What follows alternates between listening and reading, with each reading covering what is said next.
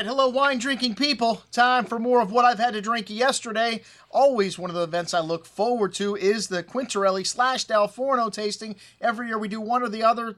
The year after, the third year, we do both. And this year we did both and included a few friends just for good measure. You know, these two are considered the best, but there are other people that make great Amarone, like, well, Bertani. They're considered to be the very first producer of Amarone. I love the little charming tale of how one of the winemakers forgot about this barrel, and they thought it was spoiled, and then all of a sudden, boom, there was Amarone. It was created. Well, no, I don't think that's how you accidentally make Amarone. You got to dry the grapes. Quintarelli dries them for 3 months, one of the longest regimes of drying in the Vigneto. Del Forno, one of the shortest. Two very different wines. Del Forno uses new barrique.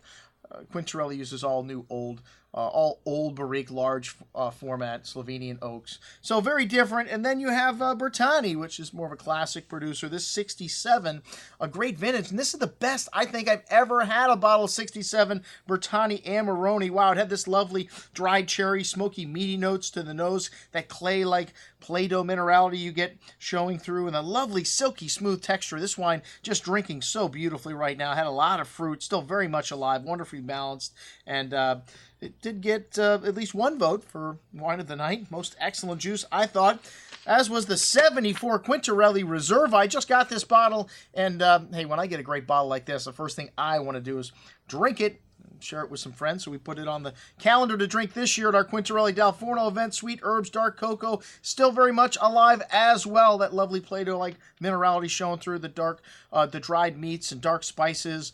Really silky smooth on the tongue. This wine still had wonderful freshness as well. Lovely minerality there. Starting to dry it a little bit at the end, but still quite delicious. I would drink it up if you have it in your cellar. Excellent juice. No votes for Wine of the Night there, but we did get the 83 Alzero. Got a lot of attention again. This wine had a beautiful minty eucalyptusy note to the dark cocoa and cherry fruit, like a chocolate minty character here on the nose, and not very sweet like most of the younger Alzeros. This wine had that distinct herbal quality of the Cabernet Franc and Cabernet Sauvignon in it showing through on the finish. That lovely mint chocolate chip character as well. Silky smooth tannins, a long layered finish. Most excellent juice. One of my favorite wines of the evening, but not Wine of the Night. The 86 Giuseppe Quintarelli Amarone, also showing beautifully. Lovely cherry liqueur-like fruit, crushed rose petals, cocoa powder, dried meats coming out as this wine opens up, even more complex. Lovely silky smooth texture on the tongue and dense concentration, lots of fruit flavors, lots of that spice and nuance from the nose. And this wine got a few votes for second, a few votes for first. It was a very popular wine on the table, but not Wine of the Night. At the 1997 Tommaso Bussola Vigneto Alto TB up next. This wine, one of my favorite producers. I'll never forget the first vintage we carried here in the store, the 1993. Before that, the wines were good, but Mr. Bussola was experimenting with different types of wood. He uses cherry, walnut, mahogany, all different kinds of wood to age his wine. Finally got it right in 93. Let me tell you, since then, one of the greatest producers to me of Amarone and Recioto is off the charts good. This 97 here had a nice touch of mint, kind of chocolate-covered cherries, green tea notes, very complex bouquet, smoked lunch meats coming out. This wine opens really rich on the tongue. A lot of beautiful liqueur-like fruit, that chocolate-covered cherry lingering through the finish, mint and exotic spices, dried flowers, and more. This wine, by far the Wine of the Night. By the end of the night, not a surprise, as 97, a great vintage for Amarone. All right, the 1999 Del Forno, also most excellent. A lot of great wines on the table, man. Hard to pick a favorite here. This wine just thick and viscous. A lot of tannin still present. This lovely bouquet here, black tea, kind of exotic spices, espresso, bitter chocolate, dark cherry liqueur, balsamic notes, and just a finish that goes on and on. A sweet core of fruit and all that nuance and spice from the nose lasting through the long finish here. This wine, it's got a ways to go still, as does the 2003 Fumanelli Octavius Reserva. This is the biggest landholder in Valpolicella, and he sells grapes to the great Quintarelli, and a great person. We've done many events with the Armando Fumanelli. This one's got a big bouquet, incense spice, balsamic, dried meats, dried smoked meats, flowers. Really well-endowed bouquet here. Very smooth and velvety on the tongue. This wine's rich and layered. A lot of that sweet balsamic and tart cherry fruit through the finish. Most excellent juice. The Zyme Amarone, by a new producer, another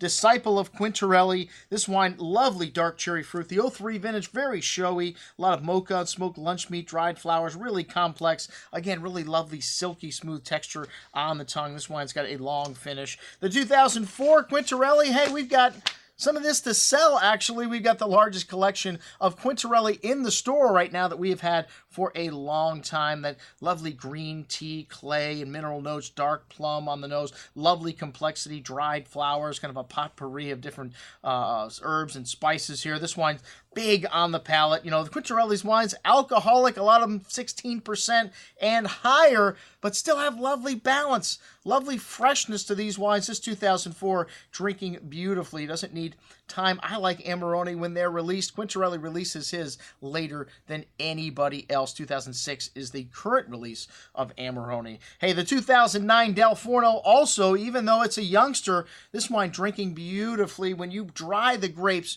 when they make Amarone, that polymerizes the tannins, which makes them softer and smoother to start with. This 09, a blockbuster. Lots of black cherry liqueur-like fruit, dark chocolate, dark earth, new leather, graphite, fresh flowers, a bit of that clay-like minerality. But this wine is big and chewy on the tongue, but velvety smooth tannins, viscous, but again, wonderful freshness. Amazing how much alcohol these wines have, both Quintarelli and Del Forno. Well, pretty much any Amarone is over 15%, but they have this wonderful freshness at the end, which make you yearn for a second glass. And then my favorite wine, the Quintarelli Recioto 1988. Well, the 2001 is great. The 1997, probably my favorite, but 88, also a legendary vintage. This wine had lovely red cherry liqueur-like fruit, red licorice spice, rose petals, balsamic, dark melted chocolate, just incredibly rich, incredibly sweet on the tongue, but this, again, wonderful acidity in these wines, leaving them fresh, fine, silky tannins like satin on the tongue, super long, killer juice, one of my favorite wines of the night. Well, Recioto should be. It's considered by the producers to be the greatest wine of Valpolicella. That's what we had to drink in our Quintarelli Del Forno and Friends Amarone tasting. I'm your host, Andrew Lampasoni, signing off for the Wine Watch, saying, remember, always drink the good stuff first.